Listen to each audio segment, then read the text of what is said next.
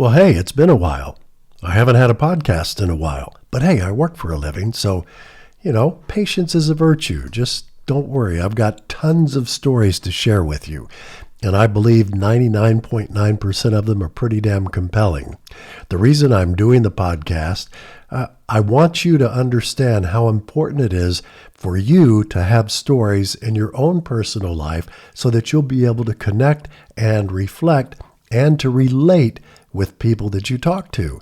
It's very helpful in business, especially if you have chosen a career in sales. And even if you haven't chosen a career in sales and you're thinking about it, the more stories you have, the better you will be able to relate with the people that you're in front of, your prospects, and to be able to gain their trust. Well, let's start. Who is Noreen Donovan? Noreen Donovan started out in the advertising world and helped to launch the campaign for the Cabbage Patch Dolls, believe it or not. Then she moved on to television as VP of programming. And she worked with a man that I got to meet one time, and I'm going to tell you about it in this story, Al Massini. She developed a couple of hits that I'm sure you've heard of. One, Star Search. 2, Lifestyles of the Rich and Famous. Each show ran for more than 10 years, so she knows what she's doing. She worked with BET for years. She worked on The Magic of Music, the 20th anniversary of Songwriters Hall of Fame. Well, something else she created was a show called You Write the Songs. And the host of the show was Ben Vereen. Believe it or not, more people identified with Ben Vereen at that time in the mid-'80s than any other person they could have even possibly chosen to be a host. Well, Noreen Donovan flew to D.C. She got in touch with our radio station through the promotion department, and she said, I'm launching this new show called You Write the Songs, and I need judges on it. And I'm looking for someone who could possibly be a full-time judge.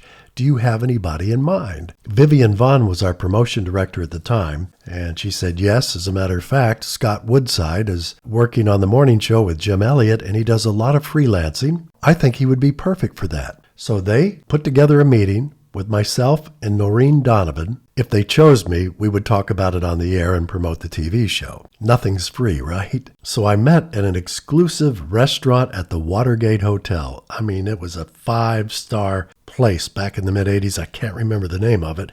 That was the only time I ate there, but all of the who's in the nation's capital ate there. Special executive chef came out, planned them. What do you want to eat? Well, I don't know. Let me see your menu. Well, you're the menu. Tell me what you want. And he would cook it from scratch. During lunch, Noreen told me all about the show, You Write the Songs, and it was decided then and there. She said, well, what we'd like to do is fly you to Hollywood for one of the tapings, and you'll be on with other judges. And it's pretty much an on-air live audition. I said, okay, wow. I mean, I was psyched. I was so damn excited. And back then, there was no email, there were no cell phones, and there were no electronic flight tickets. She gave me a piece of paper and an envelope, and she said, here's your ticket to L.A.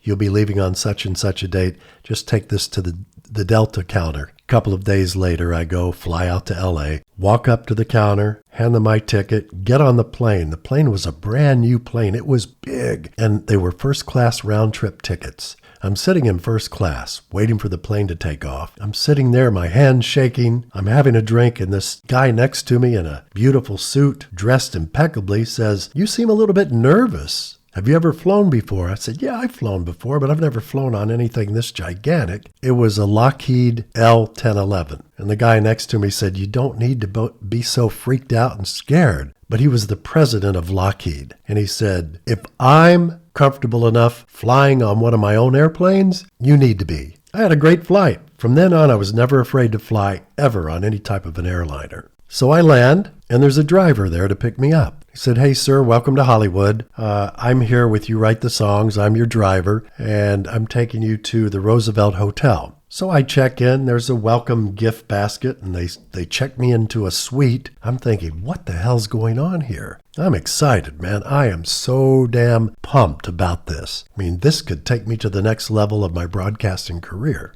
And as soon as I check in, they said, hey, welcome, we want to send you to makeup. So I'm sitting in the makeup chair, and this guy's talking and asking all about me and everything. Really nice guy. I said, so have you always been a hair designer, a hair and makeup person? He says, oh, no. I used to be on the Mouseketeers. My name's Cubby. Good Lord, I grew up watching the Mouseketeers. I can't believe you're doing my makeup. Next thing we do is go on set, and I sit down and I'm introduced to the other judges. Two of the judges were members of the group Air Supply, and it was myself and one other person who I can't remember. And they rolled tape and they did cutaways with us as judges, and we got to vote for the singer that we liked the best, who actually wrote the song that they sang. The taping was over. I got up to leave. Noreen Donovan came up and she said, what are you doing tonight? I planned to go out and get some drinks. She said, well, would you mind joining me at Chasen's restaurant tonight? I want to bring a friend and my associate. His name is Al Massini. And I said, oh, well, who's Al? What does he do? Well, right now, I do a lot of work for Al. He's created a lot of TV shows and everything else. So I just wanted the three of us to go to dinner. I said, okay, can I have directions? Because there was no Waze, no Google Maps. And she said, don't worry about a thing. We'll pick you up. And I said, what will you be driving? She laughed. She said, we'll be in a black limo in front of the Roosevelt Hotel at 6:30 p.m. Good grief. I said, oh, okay. All right. Trying to be cool, right? So we go to dinner. We're at Chasen's. And as we go in, this little guy by the name of Byron Allen goes up to Al Massini and says, Al, how are you doing? And Al says, I'm doing great. You want to join us for dinner? Byron was full of creativity and ideas, and he was pitching Al on ideas, and we're eating dinner. And I look around the room. I see Frank Sinatra. I see all kinds of stars that I've only seen in the movies. I'm thinking, wow, I'm in a dream. So during dinner, Al said, what are your goals? And I said, my goal is to be the next co-host with Mary Hart on Entertainment Tonight. And Al Massini said, well, you know, that's my show. And I about lost my entire dinner. I had no idea that he was the creator of Entertainment Tonight. I said, oh, really? He said, yeah, I created it. It's mine. And Noreen is my executive producer on the show. And Noreen says, you know, it's amazing you would say this. This is perfect timing because we just lost a host and we're looking for a new co-host to work with Mary Hart. And this was the time that they were looking for a co-host. I don't remember who had just resigned or who was terminated, but they were looking for someone. So it was perfect timing for me. And they said, you look great. You had a great on-camera appearance. You would be perfect. You're the right age. You're in your mid-30s. And we are interested. I don't know if they were always interested in that or what, but what a fantastic evening. And Byron Allen is sitting there. He says, yeah, you can do this. You can do this. Everything's got prompters on it. You'll be fine. So Noreen said, Scott, do me a favor. Send me a video composition of some of the stuff and the works you've done. She said, as far as we're concerned, now listen to me carefully, as far as we are concerned, you are going to be the next co-host of Entertainment Tonight. I said, really? They said, yeah, you can take it to the bank, but I want you to send us the tape, and when you get back, you might want to put your house on the market, because this will happen fast. Okay. And by the way, would you like something else to drink? Well, heck yeah, I got totally blasted. I mean, I couldn't sleep on the plane or anything. I'm just, ooh, I can't believe this. Ooh. My first stop from the airport is a liquor store in Prince George's County, a mile from the house. I walk in, the guy says, hey, Woodside, what's going on? Yeah, they knew me. And I said, I am so pumped. I want a bottle of your best champagne. He said, what's the occasion? I said, I just got an offer to be the co-host on Entertainment Tonight.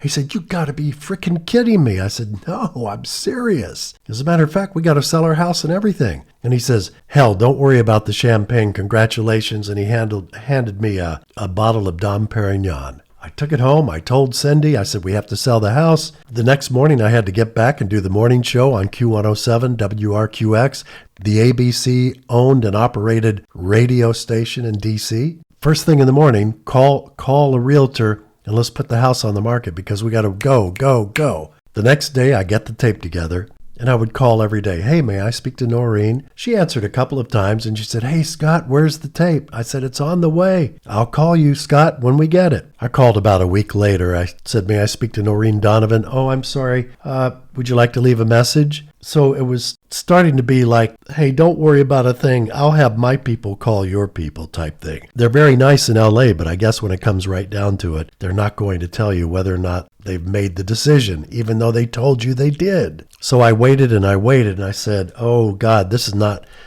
not panning out too well at all. I've told so many of my friends, I even talked about getting out of my contract at ABC.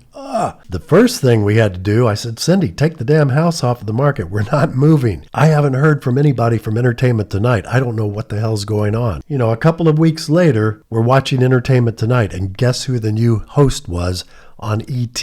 John Tesh. I could have had John Tesh's job. Well, I was real close to John Tesh's job. So I did a little research years later, and I said, I wonder why I didn't get that job. And apparently they had wanted John Tesh to do the job, but he was under contract. But he was able to get out of his contract, so Entertainment Tonight scarfed him up. But no professional courtesy to say, hey, Scott, I know you probably put your house on the market. Thank God we didn't sell the damn house with 2 little kids. So yeah, I could have been on Entertainment Tonight. I was a hair away from being on Entertainment Tonight. And that's just the way things go in life, right?